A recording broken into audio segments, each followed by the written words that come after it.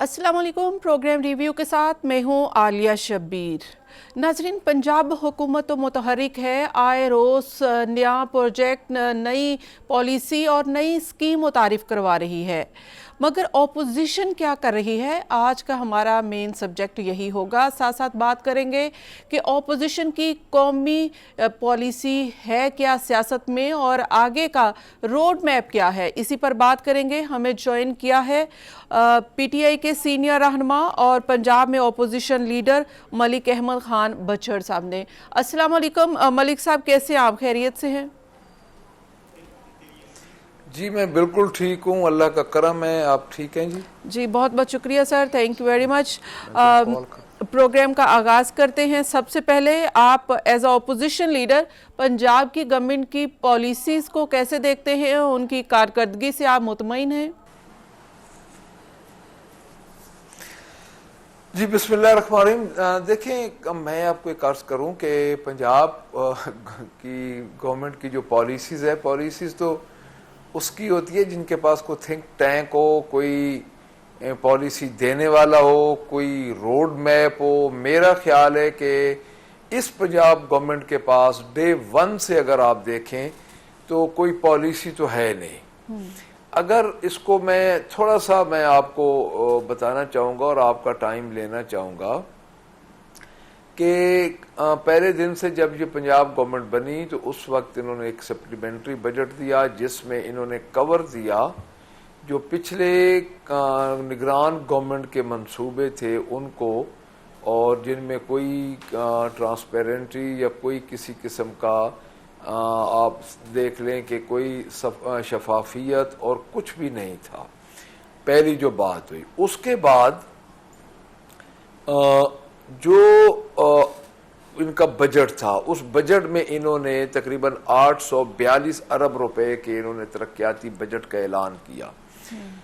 उसमें आप खुद देख लें कि इन्होंने सबसे पहले 799 अरब रुपए से किसान को नुकसान पहुंचाया। किसान का इन्होंने नहीं खरीदा, गंदम इन्होंने किसान की नहीं खरीदी और आज पूरा सड़कों पे किसान रुल रहे हैं और गंदम की अगली काश्त नहीं हो रही। अब इन्होंने डिप्टी कमिश्नर्स को टारगेट दिए हैं कि गंदम काश्त करवाएं। गंदम कहां से किसान काश्त करवाए? लेकिन अभी किसान कार्ड भी तो दे दिया ना।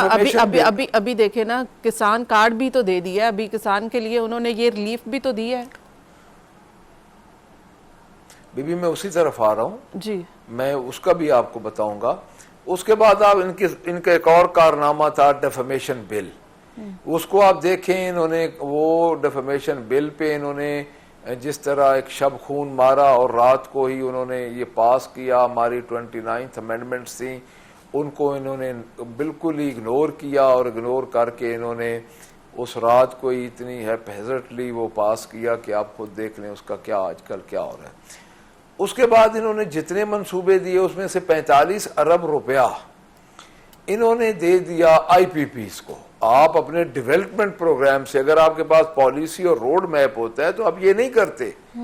आप अपने डेवलपमेंट प्रोग्राम से 45 अरब रुपया निकाल के दे रहे हैं आईपीपीस को। अच्छा, वो उधर इन्होंने चंद खानदान है, वो चंद खानदान बड़े, वो एक आप समझ लें कि उन्होंने 10 अरब रुपया पर। लेकिन यहाँ पे अगर आईपीपीस को दिया है, अगर कौमी खजाने से या पंजाब के खजाने से उन्होंने आईपीपीस को दिया है तो रिलीफ भी तो दिया है पंजाब के आवाम को। बीबी मैं वही बात कर रहा हूँ कि आईपीपीस को अगर इन्होंने दिया है तो रिलीफ इन्होंने पंजाब के अवाम को, तो खैर वो रिलीफ अभी ट्रांसफ़र जब होगा तो पता चलेगा, क्योंकि उसकी भी मैं आपको बताऊंगा कि असल उधर हो क्या रहा है। क्या ये रियासत का ये काम है कि आप अपनी एक फंड आप एक शोबे के लिए कुछ रख दें और फिर उसमें से कट करके आप दें? ऐसे नहीं होता। होता ये है कि अवाम को रिलीफ दिया जाता है, सब्सिडाइज जरूर किया जाता है, बट आप कोई क्रिएट करें, आप रेवेन्यू जनरेट उधर करते, आप किसी अपने जो एक्सपेंडिचर हैं उनको कम करते। आप 65 करोड़ रुपए की गाड़ियां मिनिस्टर्स को लेके दे रहे हैं। आप जो रोजमर्रा के अखराजात हैं करोड़ों रुपए, जो प्रोटोकॉल हैं, 4 तो इनके कैंप ऑफिस चल रहे हैं। जब ये 4-4, 5-5 कैंप ऑफिस चलेंगे, जब ये इस तरह की अल्ल तल्ल इनके جو بیوروکریسی اور مشیر وزیر اڑائیں گے تو پھر تو یہی ہوگا کہ آپ ایک مد سے پیسے نکال کے وہی عوام کا پیسہ ایک طرف آپ عوام کو جو بنیادی سہولتیں دینی ہیں وہاں سے آپ بنیادی سہولتوں سے پیسے نکال کے آپ ادھر دے رہے ہیں. اس طرح نہیں ہوتا. ہم یہ نہیں کہہ رہے کہ 45 ارب روپیہ, ویسے تو آئی پی پیز کے چند خاندان ہی ہیں جن کو وہ پیسے جانے ہیں, لیکن بات یہ ہے کہ ایک طرف سے یہ نکال کے ایک بڑے امپورٹنٹ ڈیولپمنٹ پروگرام سے یہ نکال کے یہ ادھر دیا ہے. اس کے بعد انہوں نے رمضان پیکج شروع کیا. اب رمضان پیکج کا تو آپ کو پتہ ہے کہ رمضان پیکج ٹوٹل ایک فلاپ, ان کا صرف ایک تصویر لگانے کے لیے اس محترمہ نے اپنے والد صاحب کی تصویر لگا کے اس کو صرف رمضان پیکج کے کروڑوں روپے انہوں نے وہ زمین پہ ڈالے. اور آج آپ خود دیکھ لیں, خود اب چیک کر لیں, اس وقت بھی بڑے یہ برننگ ایشوز بنے تھے کہ وہ جو تھے وہ تقریباً گوداموں میں ابھی بھی گل سڑ رہے ہیں. انہوں نے کسان سے گندم نہیں خریدی. اب جو آپ بات کر رہی ہیں کسان کارڈ کی, اس میں میں یہ عرض کر دوں اس کا کسان کارڈ کو کسان کو کوئی فائدہ نہیں ہے. اس کی وجہ یہ ہے کہ مہنگائی انہوں نے اتنی کر دی ہے. جب یہ امدادی قیمت کسی کی فصل کی نہیں یہ اعلان کریں گے آئی ایم ایف کے دباؤ پہ, انہوں نے امدادی قیمت سے انکار کر دیا. اب ہماری کسی فصل کی کوئی امدادی قیمت نہیں ہے تو کسان کارڈ کو ہم نے کیا کرنا ہے جب گندم بیچنے کے لیے کوئی میکنزم ہی نہیں ہے کسان کے پاس, وہ کہاں لے کے جائے گندم. ہوتا یہ ہے کہ ہمیشہ ایک میکنزم ہوتا ہے کہ آپ کے جو فوڈ پروڈکٹس ہوتے ہیں وہ اب سے گورنمنٹ خریدتی ہے. جب گورنمنٹ ہی نہیں خریدے گی, کوئی امدادی قیمت ہی نہیں ہے, تو اس میں کسان کارڈ کو کیا کرنا ہے. وزیر اعلیٰ نے یہ کہا ہے غالباً کہ پنجاب گورنمنٹ انشور کرے گی کہ وہ کسانوں سے گندم خریدے گی, وہ پنجاب گورنمنٹ خریدے گی. اس بار تو انہوں نے خود انشور کی ہے, آپ کے علم میں ہوگا. دیکھیں بی بی, یا پھر وزیر اعلیٰ کو پتہ ہی نہیں ہے کہ اس کی پالیسی کیا ہے. یہ پالیسی کون بنا رہا ہے؟ گندم کی تو خریدنے کا اعلان ہی نہیں ہوا. محکمہ خوراک انہوں نے ختم کر دیا, یہ انہوں نے مرج کر دیا ہے ایک دو محکمہ اور میں اس میں ایگریکلچر میں انہوں نے مرج کر دیا ہے, اور اس کو انہوں نے اکٹھا کر کے اور اس کی وہ انہوں نے پیسے ہی نہیں رکھا خریدنے کے لیے. صرف جو پیسے رکھے ہیں جو اوور ڈیوز انہوں نے دینے تھے اس کے انہوں نے پیسے رکھے ہوئے ہیں. جو مارک اپ ہے اس کا اپنا بینکوں کا, تو خریدیں گے یہ کہاں سے؟ یہ پھر گندم امپورٹ کریں گے, اور جب یہ گندم امپورٹ کریں گے تو وہ پیسہ جو آئی ایم ایف کا پیسہ ہوگا, اسی طرح وہ میٹنگز ہوں گی, وہ کمیشن مقرر ہوں گے, وہ کمیشن کھائے جائیں گے, کسان کے ہاتھ نہیں آئے گا. حالانکہ اگر یہی پیسہ جو انہوں نے کل گندم امپورٹ کرنی ہے, چونکہ گندم تو ہونی نہیں ادھر, تو اس کے بعد جب یہ پیسہ وہی پیسہ اگر یہ کسان کو سبسیڈائز کر کے کھاد بیج میں دیں تو میرے خیال میں کسان کے ویسے ہی دن پھر جائیں گے. پھر آپ آ جائیں لا اینڈ آرڈر پہ. لا اینڈ آرڈر پہ جو ان کی آج دن کی پالیسی ہے وہ ایک ہی پالیسی آپ سب کے سامنے ہے کہ پاکستان تحریک انصاف اور پاکستان تحریک انصاف کو پولیس سے انہوں نے پکڑوانا ہے, ان کے گھروں پہ انہوں نے دھاوے بولنے ہیں, ان کے عورتوں پہ انہوں نے دھاوے بولنے ہیں. آپ خود دیکھ لیں, ہمارے قومی اسمبلی کے ممبر تھے, اس کو انہوں نے ان کی بیوی کو انہوں نے پوری ادھر گھسیٹا سڑکوں پہ اسلام آباد میں. تو دیکھیں یہ تو جو ہے نا جی, یہ ایک مائنڈ سیٹ ہو چکا ہے کہ پولیس کو انہوں نے کھلی چھٹی دے دی ہے, اور 184 ارب روپیہ جو انہوں نے پولیس کے لیے رکھا تھا اس کا صرف یہی ایک کرکس ہے کہ پاکستان تحریک انصاف کو کرش کرو. پہلی بات. دوسری بات یہ آپ کو پتہ ہے اس پولیس کو ریفارم کرنا تھا پی ٹی آئی نے, عثمان بزدار صاحب کی گورنمنٹ نے ریفارم کرنا تھا اور اس پولیس کو بہتر کرنا تھا. وہ اگر بہتر کر جاتے تو آج یہ ان کو استعمال نہ کرتے. دیکھیں بی بی, میں عرض کروں کہ 3 سال کی گورنمنٹ ان کو نظر آتی ہے, اور یہ 1985 سے آن ورڈز آج دن تک یہ آ رہے ہیں. ان کو یہ نظر نہیں آتا کہ انہوں نے کیا کیا ہے پچھلے 40-50 3 نسلوں تو ان کی رہی ہیں ادھر گورنمنٹ میں. ان کے پاس ایبسولوٹ میجورٹی رہی ہے, ان کے پاس پرائم منسٹر چیف منسٹر کے عہدے بیک وقت رہے ہیں, جن کو تو شرم آنی چاہیے کہ 2.5-3 اس میں سے 1.5 سال تو ہمارا کرونا میں چلا گیا تھا, وہ تو آپ کو بھی پتہ ہے. اور پوری دنیا میں جو ایک مشہور ہوا کہ کرونا جو ہے اس کو جس طرح بانی پی ٹی آئی نے جس طرح ٹیکل کیا اور جس طرح انہوں نے اس کو پورے پاکستان کو کھڑا رکھا اس پہ. نہیں تو اگر ان کی جگہ یہ تو ہوتے تو ان سے تو اسموک قابو نہیں آ رہی. اسموک کے لیے انہوں نے پیسے رکھے, کوئی پیسہ خرچہ نہیں کیا. کیا پتہ نہیں تھا کہ ٹائم لائن کیا ہونی ہے اسموک کی. ابھی اکتوبر یہی ٹائم لائن ہے. اگر آپ انوائرمنٹ ڈپارٹمنٹ کی اگر آپ دیکھیں جو انہوں نے اشتہار دیے ہوئے ہیں ریکروٹمنٹ کے لیے وہ نومبر کے ہیں. تو نومبر میں تو ویسے ہی اگر جلدی بارش ہو جائے تو نومبر دسمبر میں تو اسموک چلی جاتی ہے. تو پالیسیز تو ان کی ہے نہیں. ان کی پالیسی یہ کہ اگر پاکستان تحریک انصاف پہ ظلم کروائیں, چاہے وہ ایجنسی سے کروائیں, چاہے وہ میں پی ٹی آئی کے حوالے سے بات کرتی ہوں. پی ٹی آئی کے خلاف کیا پالیسی ہیں گورنمنٹ کی, اس کے اوپر بھی بات کرتے ہیں. لیکن کچھ گورنمنٹ جو پالیسی بنا رہی ہے ایز اپوزیشن, آپ ان کو کیسے دیکھتے ہیں؟ اسکول آؤٹ سورس کر رہی ہے یہ پنجاب گورنمنٹ, تو آپ کی کیا رائے ہے کہ اسکول آؤٹ سورس ہونے سے ایجوکیشن بہتر ہو جائے گی پنجاب میں؟ دیکھیں جی 26,000 سکول انہوں نے آؤٹ سورس یہ کر رہی ہے. اس میں تقریباً 5 لاکھ اساتذہ ہیں. اب انہوں نے ایک ٹیسٹ نکالا ہے. ایک ہوتا ہے ریفریشر کورس ہوتا ہے, ایک ہوتا ہے آپ کا انہوں نے ایک جو ٹیسٹ نکالا ہے ری اسسمنٹ ٹیسٹ اس کو کہتے ہیں. اب یہ ری اسسمنٹ کی آڑ میں اساتذہ کو نکالیں گے. 25 20 سال ایک استاد کے اس محکمے میں گزرے, اس وقت وہ کہاں جائیں گے؟ پہلی بات. دوسری بات یہ ہے کہ جو سکولز یہ آؤٹ سورس کر رہے ہیں ان کی بلڈنگز ہیں, ان کی زمین ہے, وہاں پہ آج آپ خود دیکھ لیں کہ کتنی قیمتی انسٹرومنٹ ادھر موجود ہوتے ہیں. بجلی کے میٹر ہیں, کوئی سکول سولر پہ ہیں. یعنی یہ سارے وہ اونے پونے اپنے منظور نظر لوگوں کو دے رہے ہیں. اور اس وقت انہوں نے 1800 روپیہ پیف کا ریٹ رکھ دیا ایک بچے کا. ایک بچے کا 1800 روپیہ. اب آپ بجائے اس کے کہ آپ تعلیم کو اپنی فرسٹ پرائرٹی بنا کے تعلیم پہ توجہ دیں, آپ تعلیم کا سرے سے بیڑا غرق کر رہے ہیں. آپ جب سکولز کو آؤٹ سورس کر دیں گے, ٹھیکے پہ دے دیں گے, تو کیا آپ کریں گے کیا؟ مجھے یہ بتائیں. یعنی آپ 26,000 سکول کی بلڈنگز, میں نے ادھر کوسچن کیا اسمبلی میں تو کہہ رہے ہیں جی وہ قیمتی بلڈنگز نہیں ہیں. اور بھائی عقل کے اندھے لوگ ہیں, مجھے یہ بتائیں کہ عوام کا پیسہ ہے, عوام کا ایک روپیہ قیمتی ہے. آپ یہ کیسے کہہ سکتے ہیں؟ اب ان کی حالت یہ ہے کہ جو یہ کسی کے پروگرام پہ یہ پرانا مسلم لیگ نون کا ان کا وتیرہ ہے کہ کسی کے پروگرام پہ یہ اپنی فوٹو لگا دیتے. اب آپ خود دیکھ لیں کہ آدھے صفحے کے فوٹو ہیں, اور وہ فوٹو آپ کے پرنٹ اس پہ لگے ہوئے اخباروں پہ. ادھر اتنا خرچہ ہو رہا ہے, 2 ارب روپے کے انہوں نے کو بچوں کٹوں کا اعلان کیا ہے. اس پہ محترمہ جو ٹک ٹاک پہ گورنمنٹ چلاتی ہیں, ایک ٹک ٹاکر چیف منسٹر ہے, اس نے اپنا خود فوٹو لگا دیا.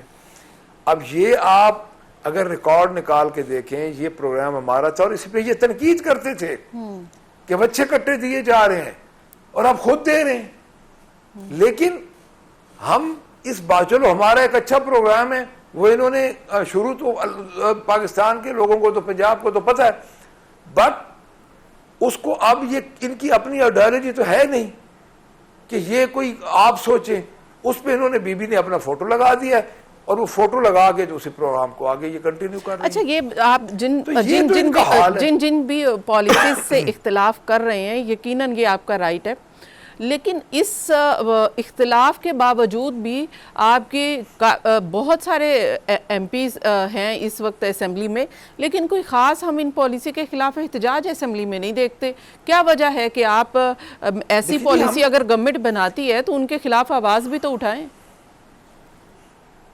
ہم بار بار آواز اٹھا رہے ہیں. ہم نے آؤٹ سورس جو سکول کی ہے ان کے لیے ہم نے آواز اٹھائی ہے. ہم نے ایک دن بحث کا قائم رکھیں, اور اپوزیشن تو آواز ہی اٹھا سکتی ہے نا جی. پریس کانفرنسز کر رہے ہیں, ہم ان کے خلاف پوری طرح احتجاج کر رہے ہیں. تو یہ تو میرا خیال ہے کہ یہ کیونکہ ڈھیٹ ہیں اور ان کو نظر ہی کچھ نہیں آ رہا, تو اس میں اب یہی ہے کہ ہم تو پوری طرح اس بات, اور خصوصاً یہ جو استادوں والا معاملہ ہے, اساتذہ والا معاملہ ہے, یہ تو ان کے گلے پڑ جائے گا.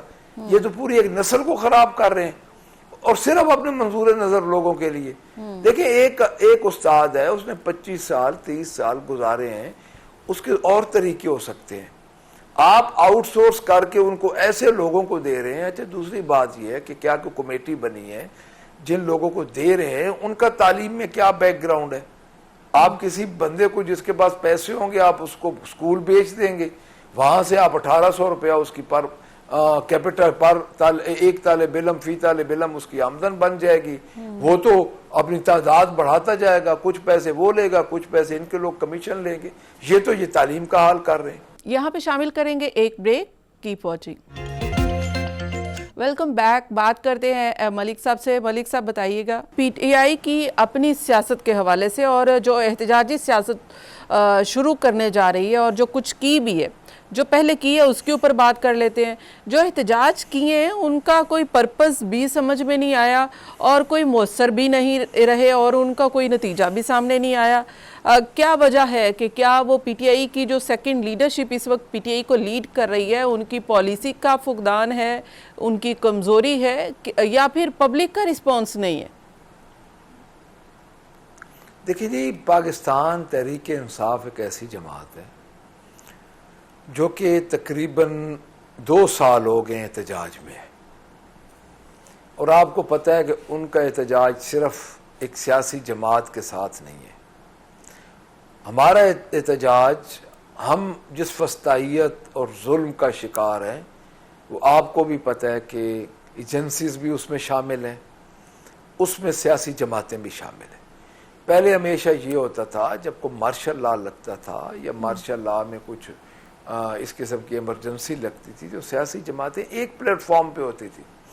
یہ پہلی دفعہ ہو رہا ہے کہ ایک سیاسی جماعت کے مخالف اس کو دبانے کے لیے, اس سیاسی جماعت کو ختم کرنے کے لیے, اس سیاسی جماعت کے لیڈر کو جو اس وقت پوری دنیا کے مقبول ترین لیڈرز میں سے ہے, بانی P T I Imran Khan صاحب, ان کو بے بنیاد مقدمات میں پھنسانے کے لیے پوری سیاسی جماعتیں اور اسٹیبلشمنٹ اکٹھے ہیں, اور ان کو کوئی پرپس نہیں ہے. اس ملک میں اور صبح شام کچھ بھی نہیں ہو رہا سوائے اس بات کے کہ آپ پاکستان تحریک انصاف کے ورکر سے لے کے ان کے لیڈرز, ان کے ایم این ایز, ان کے ایم پی ایز, ان کے سینیٹرز, ان کے سٹیک ہولڈرز, ان کی عورتیں, خان صاحب کی رشتہ دار, خان صاحب کی بیگم, خان صاحب کی بہنیں, ان سب کو کسی نہ کسی طریقے سے بے بنیاد مقدمات میں اب تو ریلیف مل رہے ہیں.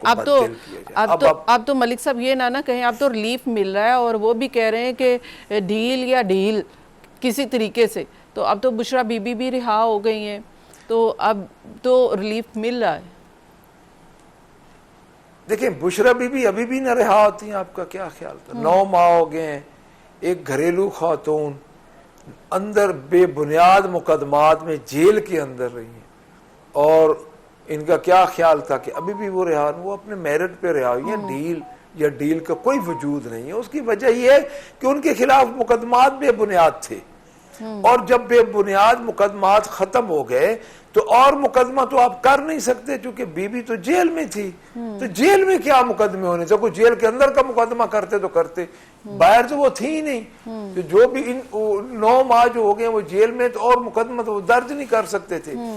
تو ان کی رہائی میرے خیال میں کوئی غیر معمولی بات میں اس لیے نہیں کہوں گا کہ ان کے مقدمے ختم ہو گئے جو بے بنیاد تھے. اب آپ بیس لیس چیزوں کو, جھوٹ کو اب کتنی دیر تک لمبا چلا سکتے ہیں؟ 9 ماہ تو آپ نے چلایا ہے. اب سلمان اکرم راجہ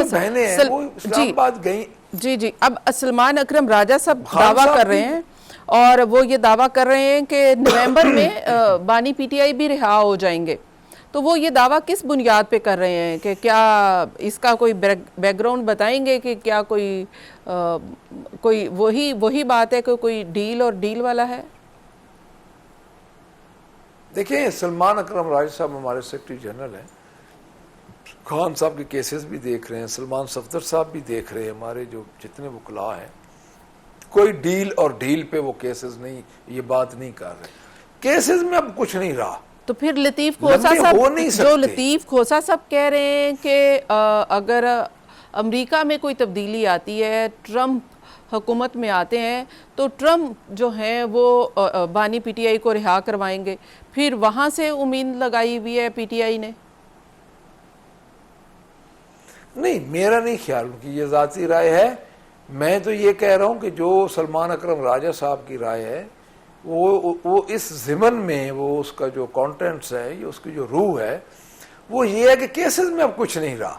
اب آپ دیکھیں، آپ خود دیکھ لیں. میں عرض کر رہا تھا کہ جو خان صاحب کی بہنوں کو جو انہوں نے ادھر سے اسلام آباد سے گرفتار کیا، 2 بہنیں کھڑی ہیں خان صاحب کی، گرفتار کر کے 3 دن پہلے 4 دن پہلے وہ رہا ہوئی ہیں، کوئی کیس ہی نہیں ہے ان پہ، انہوں نے کچھ کیا ہی نہیں ہے.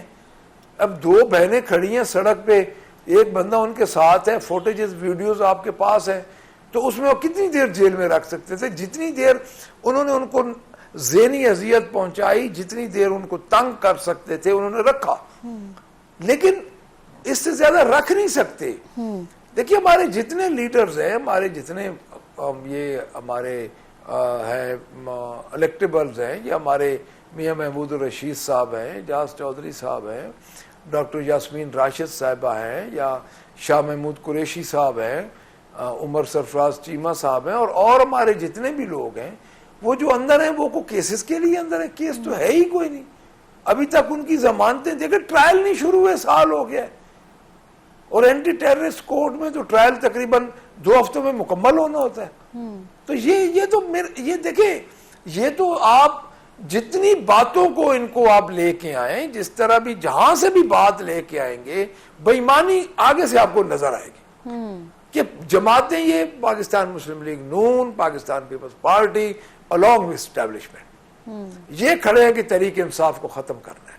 اور 8 فروری کو ان کو سمجھ آ چکی ہے کہ 8 فروری کو جو کچھ ہوا ہے ان سے بہت بڑا اگلے الیکشن میں ہوگا.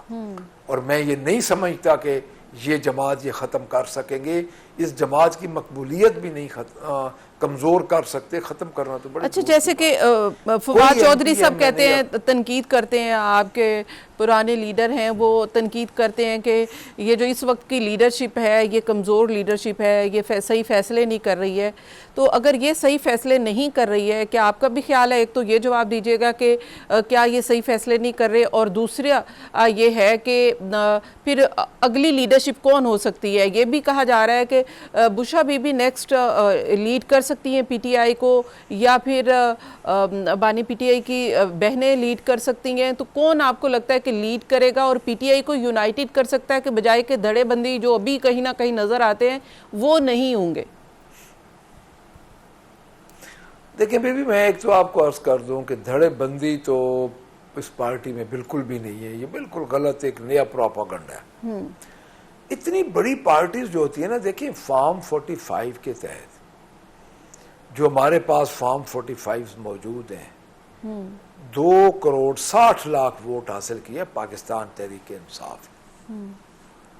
یہ تاریخ کا ایک، پاکستان کی تاریخ میں اتنا ووٹ کسی جماعت میں نے نہیں حاصل کیا. تو میں یہ سمجھتا ہوں کہ دھڑے بندی کا تو بالکل یہ ایک پروپیگنڈا ہے لوگوں کو بددل کرنے کے لیے. ہاں ایک چیز ضرور ہے، اختلاف رائے ہر بڑی سیاسی جماعت میں ہوتا ہے، اور وہ کوئی بڑی بات نہیں ہے. وہ چھوٹی بڑی ہر سیاسی جماعت میں ہوتا ہے. مسلم لیگ نون میں ہے، پاکستان پیپلز پارٹی میں، ہر جماعت میں اختلاف رائے ہے. اختلاف رائے ہونا اور بات ہے، دھڑے بندی ہونا اور بات ہے. دھڑے بندی کیا ہونی ہے؟ ایک عمران خان ہے. ایک اس کی اگزامپل دیکھ لیں کہ ابھی تقریباً سب وکلا ہے پی ٹی آئی میں، اور ان کا سٹرونگ ہولڈ ہر بارز پر ہے. اب یہ سپریم کورٹ بار کے الیکشن جو ہے وہ اپنے سپورٹر کے ہار گئی ہے. تو یہ یہاں سے آپ کو واضح فرق نظر نہیں آ رہا؟ دیکھیں ایک تو میں عرض کر دوں کہ وکلا میں کوئی پی ٹی آئی یا نون یا اس کا کوئی زیادہ کچھ پرسنٹیج ہوتی ہے. ادروائز وکلا ایک کمیونٹی ہے، ان کی اپنی بھی تھنکنگ ہوتی ہے، اور وہ اس میں کوئی 10-20% یہ بہت تھوڑے سے ووٹوں کا مارجن تھا. وہ اپنی بھی وہ ان کا ایک انڈیپینڈنٹ سوچ بھی ہوتی ہے. دوسری بات یہ ہے کہ وکلا کے الیکشنز میں میں اس لیے یہ تبصرہ میں زیادہ نہیں کروں گا کیونکہ ہم کو پریکٹیکلی تو ادھر انوالو نہیں تھے. ضرور ہم نے اپنے جو حامد خان گروپ تھا اس کی ہم نے اپنے طور پہ بھی کی، لیکن آپ اس کو یہ نہیں کہہ سکتے کہ یہ کوئی وکلا کی جو ہمارا ادھر 18-19 ووٹوں سے کوئی کاکڑ صاحب ہارے ہیں تو اس میں کوئی ایک لائن ڈٹرمن ہو گئی ہے کہ یہ پی ٹی آئی اور یہ مسلم لیگ نون. اس طرح نہیں ہے. وکلا میں انڈیپینڈنٹ بھی لوگ ہوتے ہیں جو کہ اپنے انڈیپینڈنٹ فیصلہ کرتے ہیں. وہ ایک پڑھی لکھی کمیونٹی ہے, ان کا ایک اپنا سسٹم ہے. تو میں یہ عرض کروں گا کہ اس میں چھوٹی چھوٹی باتوں کو اگر آپ مثالیں دینا شروع کر دیں گی نا جی, تو یہ ایک پورا 2 سال ہو گئے, صبح ہوتی ہے اور شام ہوتی ہے, عمران خان پہ شروع ہوتی ہے, عمران خان پہ ختم ہوتی ہے. تو یہ تنقید کے پہلو نکلتے ہیں جو کہ پاکستان تحریک انصاف ان سے ٹوٹ نہیں رہی. انہوں نے اتنی برے انہوں نے حملے کیے ہیں. یہ پنجاب گورنمنٹ جو ہے, یہ تو جو چیف منسٹر ہے اس کے پاس تو کوئی, اس کو تو پتہ ہی نہیں ہے کہ اور کسی شعبے کا سوائے اس کے کہ پاکستان تحریک انصاف پہ ظلم کرو. یہ جو رuthless اس نے کہا تھا نا, ruthless, اس کو میرے خیال میں مطلب کا پتہ نہیں تھا. کیا ایک عورت ہونے کے ناطے کوئی چیف منسٹر یہ کہہ سکتی ہے کہ میں ruthless ثابت ہوں گی؟ آپ کس کے خلاف ruthless ثابت ہوں گی؟ آپ 12.5 کروڑ عوام کے خلاف, جن کے اوپر آپ کو مسلط کیا ہے آپ کے آقاؤں نے, ان کے خلاف آپ ruthless ثابت ہوں گے؟ دیکھیں بات یہ ہے کہ ان کا ویژن نہیں ہے, چونکہ یہ ووٹ سے نہیں آئے. اچھا, ابھی اب احتجاجی سیاست میں علی امین گنڈاپور صاحب نے یہ دعویٰ کیا ہے کہ 9 نومبر کے بعد ہم نکلیں گے اور فیصلہ کن ایک احتجاج ہوگا اور اس کے بعد پیچھے نہیں ہٹیں گے اور سر پر کفن باندھ کے نکلیں گے. تو کیا پنجاب میں بھی یہی ٹیمپو ہے, یہی روڈ میپ ہے کہ پنجاب سے بھی ایسی احتجاجی سیاست کرنی ہے, یا صرف یہ کے پی کے کی حد تک ہے؟ نہیں, پنجاب شامل ہے جی, پورا پاکستان شامل ہے. اور 9 نومبر کو جو میں نے بھی ابھی یہی پڑھائی ہے, مزید تفصیلات کا تو مجھے نہیں پتہ چلا, تو 9 نومبر کو انشاءاللہ ہم تیار ہیں جی. اور جس طرح گنڈاپور صاحب نے یہ کہا ہے تو پورا پنجاب یعنی کہ یہ کہا جائے, ملک صاحب یہ سمجھا جائے کہ احتجاجی سیاست کو علی امین گنڈاپور صاحب لیڈ کر رہے ہیں, جتنی بھی وہ ڈیزائن ہے, جو بھی روڈ میپ ہے وہ دے رہے ہیں. دیکھیں جی, انیشیٹو تو اب ہماری ایک صوبے میں گورنمنٹ ہے, اس کے وہ الیکٹڈ چیف منسٹر ہیں, انیشیٹو تو ڈیفینیٹلی انہی کا ہی ہوتا ہے, اس میں تو کوئی شک نہیں. یہاں پہ جو پنجاب میں ہمارے ساتھ ہو رہا ہے وہ آپ کے سامنے ہے. جو جس طرح پنجاب میں ہمارے تو ظلم کیا جا رہا ہے اور ہم 107 ایم پی ایس جس طرح ڈٹ کے کھڑے ہیں, تو میرے خیال میں آپ اس کو لیڈ بھی کہہ سکتی ہیں, لیکن ایک کور کمیٹی ہے, ایک پولیٹیکل کمیٹی ہے, سارے فیصلے اس میں ہوتے ہیں اور اس کے بعد وہ فیصلے آگے جا کے امپلیمنٹ ہوتے ہیں. اور اگر درمیان میں کوئی چیز ہوتی ہے تو پھر خان صاحب سے, چونکہ پچھلا تو 1 پورا مہینہ ہماری ملاقات نہیں ہو سکی, تو میرے خیال میں جو اچھا, خان صاحب سے آپ نے ملاقات کا ذکر کیا ہے, ملاقات ہو جاتی ہے. تو آپ کی ملاقات جو ہے وہ وقتاً فوقتاً ہوتی رہتی ہے, اور کتنی ملاقاتیں ہو چکی ہیں آپ کی خان صاحب سے؟ میری تو 5 ملاقاتیں پہلے ہو چکی ہیں, لیکن ہماری ملاقات تو پنجاب سے تو انہوں نے پہلے ہی بند کر دی تھی. ہمیں بلا لیتے تھے, ملنے نہیں دیتے تھے. میں تو 3 دفعہ گیا ہوں اور ملنے نہیں دیا گیا. اور 3 اکتوبر سے آن ورڈ تو ویسے ہی ملاقات بند تھی. اب کو آج علی امین صاحب ملے ہیں, کل کو سلمان اکرم راجہ صاحب ملے ہیں, اب کو ملاقاتیں کھلی ہیں, تو اب ہم بھی چلے جائیں گے, جب وہ مناسب سمجھیں گے ان سے مل لیں گے. لیکن وہ اس طرح جس طرح ایک پرائم منسٹر کا پروٹوکول تو درکنار, وہ تو آپ سمجھ لیں کہ ایک عام آدمی کا بھی ان کو فنڈامنٹل رائٹ بھی جیل میں نہیں مل رہے جتنا ظلم وہ کر رہے ہیں. آپ کے تو علم میں ہے سارا یہ. اچھا, جب آپ کی لاسٹ ملاقات ہوئی ہے تو پنجاب ظاہر ہے کہ ایک ہب ہے پی ٹی آئی کا, پنجاب کے حوالے سے بانی پی ٹی آئی کی کیا ڈائریکشن تھی آپ کو ایز اپوزیشن لیڈر؟ انہوں نے آپ کو کیا ڈائریکشن دی ہے؟ دیکھیں جی, بانی پی ٹی آئی پنجاب کے بارے میں بڑے ڈٹرمن ہیں جی, اور وہ بڑے خوش ہیں کہ پنجاب پہلی دفعہ کھڑا ہوا ہے. آپ مجھے یہ بتائیں 107 ایم پی ایس میں سے 1 ایم پی ایس بھی نہیں وہ ہلا سکے, پہلی بات. اور ہر دفعہ لاہور کا جلسہ آپ کے سامنے ہے, لیاقت باغ آپ کے سامنے ہے, سنجانی سامنے ہے. پنجاب نے پورے جلسے بھرے ہیں جی, اور ہر جگہ سے گئے, اور اتنے ظلم کے باوجود گئے ہیں. آپ کو پتہ ہے جب اکتوبر میں ہمارا یہ ادھر ایک احتجاج تھا مینار پاکستان والا, 3000 شیل ہمارے اوپر فائر ہوئے ہیں, 3000 شیل. یہ ان کی پولیس کی ڈائری ہے. تو اتنے ظلم کے باوجود پنجاب کے لوگ نکل رہے ہیں تو اور کیا ہو. یہ ضرور ہے کہ کبھی تھوڑے نکلتے ہیں، کبھی زیادہ نکلتے ہیں، کہیں تھوڑے نکلتے ہیں، کسی جگہ پہ زیادہ نکلتے ہیں، لیکن نکل رہے ہیں اور 2 سال سے نکل رہے ہیں. اب یہ بھی تو دیکھیں نا کہ پاکستان تحریک انصاف لاسٹ 2 ایئر سے وہ اس میں ہے، احتجاج میں. یہ بھی آپ کو دیکھنا چاہیے. تو ابھی جو فیصلہ میں نہیں سمجھتا کہ ابھی جو فیصلہ کن ہے، ابھی احتجاج کرنا ہے، وہ فیصلہ کن بانی پی ٹی آئی کی رہائی تک تو جاری رہے گا. وہ کیا کنٹینیوسلی احتجاج ہے، وہ لانگ مارچ ہے، یا وہ پھر ڈیالہ جیل کے باہر احتجاج ہے؟ وہ کس قسم کا ہے؟ دیکھیں بی بی، میں آپ کو یہ بتاؤں کہ اس کی ابھی ہم نے، چونکہ ایک تو جس طرح کا ہمارا مقابلہ ہے، ہمارا مقابلہ تو پولیس سے بھی ہے، ڈالے والوں کے ساتھ بھی ہے، ہر کسی کے ساتھ ہے. تو میں یہ سمجھتا ہوں کہ ہم اپنی جو اسٹریٹجی ہے اس کو ہم ابھی اوپن نہیں کریں گے. ابھی تو فی الحال یہی ہے کہ 9 نومبر سے ہم شروع کر رہے ہیں. آگے پھر آپ دیکھتی جائیں گی، آپ کے سامنے ہر چیز انفولڈ ہوتی جائے گی. آپ نے کہا کہ ڈالے والوں کے ساتھ بھی ہے، تو مطلب کہ ہر ایک کے ساتھ مخالفت ہی مول لینی ہے. مذاکرات کا بھی راستہ اپنایا گیا تھا، اچکزئی صاحب کو مینڈیٹ دیا گیا تھا، بانی پی ٹی آئی نے خود دیا تھا. تو وہ اچکزئی صاحب تو اب منظر سے ہی غائب ہیں. تو وہ ابھی مینڈیٹ ہے کسی کے پاس؟ مذاکرات بیک ڈور ہو رہے ہیں، وہ مینڈیٹ ابھی بھی اچکزئی صاحب کے پاس ہے، اور مذاکرات کہاں تک پہنچے اور کس سے ہو رہے ہیں؟ دیکھیں، پہلی بات تو یہ ہے کہ مذاکرات بیک ڈور والی تو بات ہے کوئی نہیں. جو کچھ ہے آپ کے سامنے ہے. اگر بانی پی ٹی آئی نے بیک ڈور کچھ کرنا ہوتا تو آج گھر آ چکے ہوتے. ان کے لیے کوئی گھر آنا اتنا مشکل کام نہیں ہے، وہ تو 1 منٹ میں آ سکتے ہیں. کوئی بیک ڈور ان سے کوئی معاہدہ کر لیں. وہ تو میں کیٹیگوریکلی اس کو ڈینائی کرتا ہوں کہ بیک ڈور والی تو بات نہیں ہے.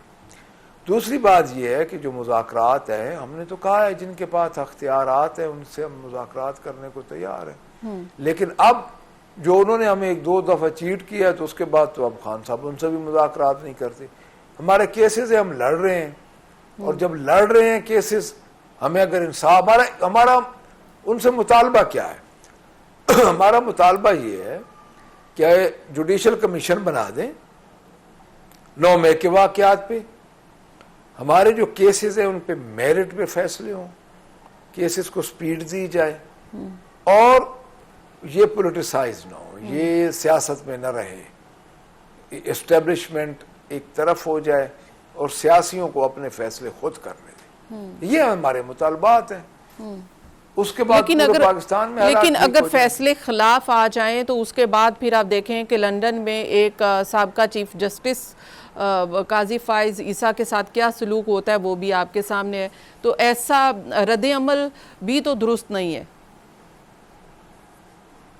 دیکھیں میری بات سنیں، جو قاضی فائز عیسیٰ والا کیس ہے نا جی، انہوں نے تو پاکستان تحریک انصاف پہ ایک فریق بن کے منصف کا عہدہ تھا، اور ایک سیاہ ترین دور تھا وہ ہمارے لیے. اور انہوں نے پاکستان تحریک انصاف پہ منصف کے عہدے کو استعمال کرتے ہوئے ظلم کیا. ہم تو اس کی مذمت بالکل نہیں کریں گے، پہلی بات.